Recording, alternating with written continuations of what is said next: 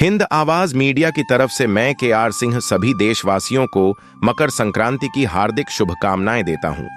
यह पावन पर्व आपके जीवन में नई रोशनी, समृद्धि और खुशहाली लेकर आए। प्रकृति के इस परिवर्तन के साथ आपके जीवन में भी नई ऊर्जा और सफलता का संचार हो। मकर संक्रांति की ढेर सारी शुभकामनाएं।